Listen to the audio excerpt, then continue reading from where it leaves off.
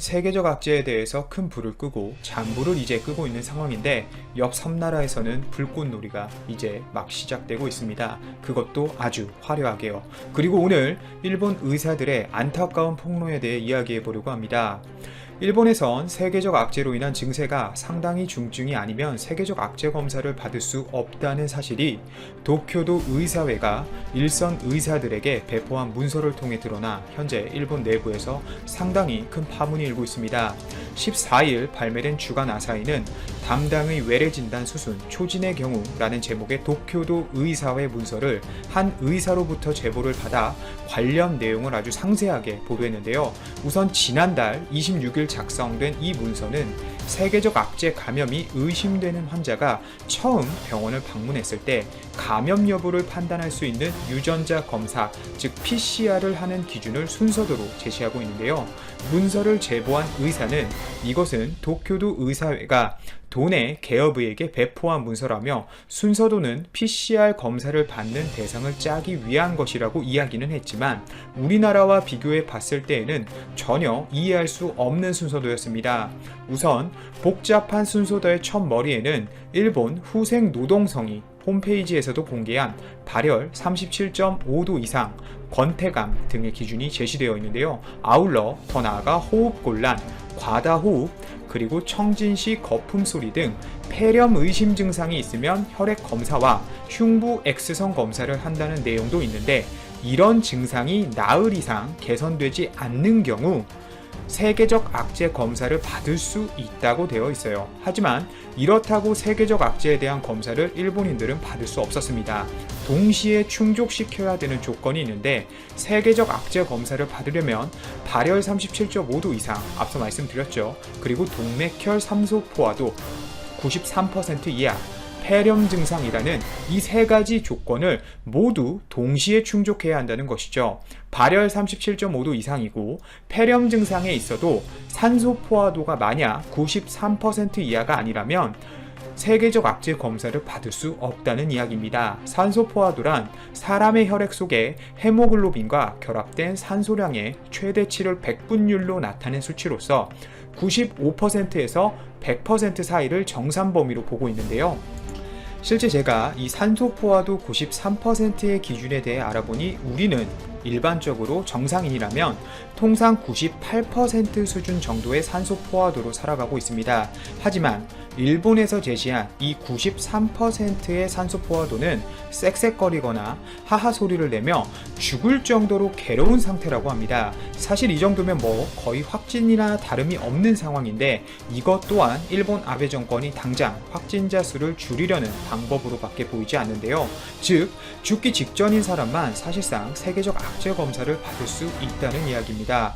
일본 일간지에서도 이 부분을 강력하게 규탄하고 있는데요. 이 기준에 따르면 상당히 위험한 상태까지 증상이 악화되지 않으면 PCR 검사를 받을 수 없다고 지적하고 있는 것이죠. 또 더욱 일본이 심각한 문제인 것은 이런 엄격한 세계적 악재 검사 기준을 일선 의사들에게는 제대로 제시하면서 일반 시민에게 알리지 않고 있다는 것입니다. 이중잣대인 것이죠. 자, 뿐만 아니라 가능하면 세계적 악재 검사를 하지 말아라는 후생성의 방침의 보건소도 따르고 있다고 할 정도이니 얼마나 일본이 심각한 문제에 직면했어도 그 문제를 풀려고 하지 않고 숨기기에만 급급한지 다시 한번 느낄 수 있는 대목입니다.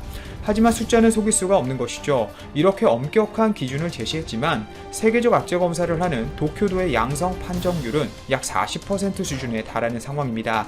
검사 못 받게 해서 확진자 줄이면 지역사회 감염, 집단 감염이 늘어나고 특히 병원 내 감염 심각해지는 거 바보라도 알 텐데 대체 일본 정부는 뭘 어쩌겠다는 걸까요? 비상사태 선언했다고 검사가 늘어나고 있는 것도 아니죠. 그나마 또 주말과 휴일엔 거의 검사도 안 하고 이건 그냥 버틸 수 있는 데까지 일단 버티다가 항복하겠다는 소리로밖에 안 보이는데 도대체 뭘 위해서 일본 정부가 이러고 있는지 저도 이해가 안 가네요.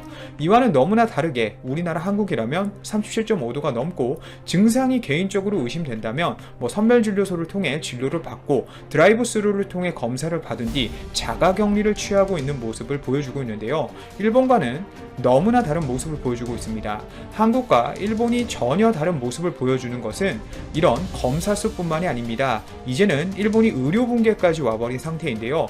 의사들이 소명을 다하지 않고 이제는 진료, 검사를 거부하는 병원이 일본 내에서 급격하게 늘어나고 있습니다. 마이니치 신문은 도내 바이러스 감염자 수가 급증하면서 많은 병원들이 집단 감염 위험과 고글 등 개인 보호 장비 부족을 이유로 환자 수용을 꺼리고 있다며 이같이 전했는데요. 병상 부족 및 의료 거부뿐만 아니라 사실상 방금 말씀드린 이 개인 보호 장비 부족 문제도 엄청 심각합니다. 긴급 사태가 선언된 한 지방자치단체장이 쓰레기 투입용 비닐봉지를 방호복 대신 쓸 정도로 일본 내에서 의료물자 부족이 심각하다고 호소하고 있는데요.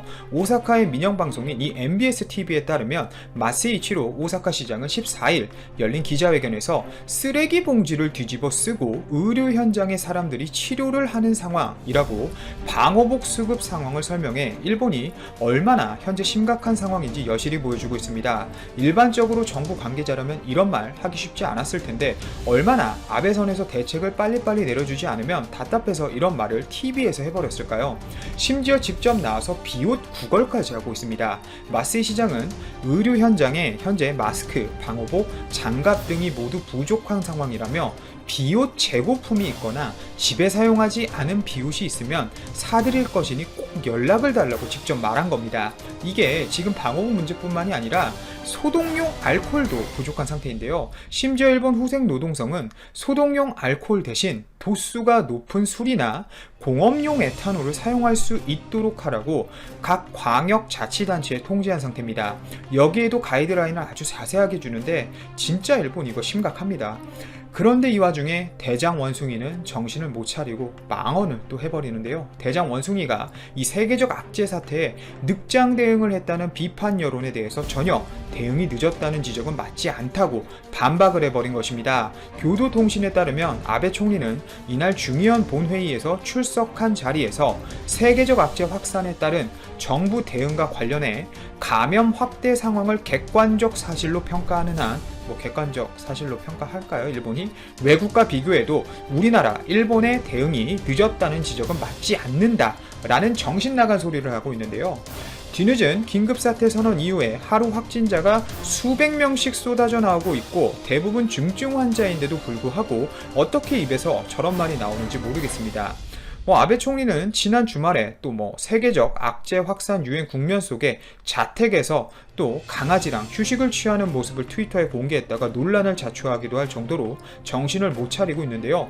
바이러스가 이 정도면 폐가 아니라 뇌로 들어갔나 봅니다.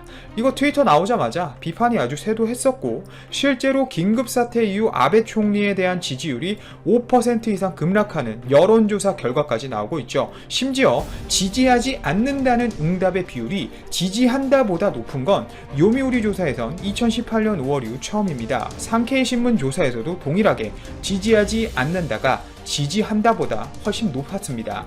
방금 차기 일본 총리로 유력한 스가 요시히데 관방장관이 강제징용 대상 문제로 악화한 한일 관계와 관련해 아베 신조 정권의 강경 대응을 이어가겠다는 메시지를 또다시 밝혔다. 스가 장관은 7일 요미우리 신문과의 인터뷰에서 한일 관계에 대해 국제법 위반에 철저히 대응해 나가겠다고 말했다.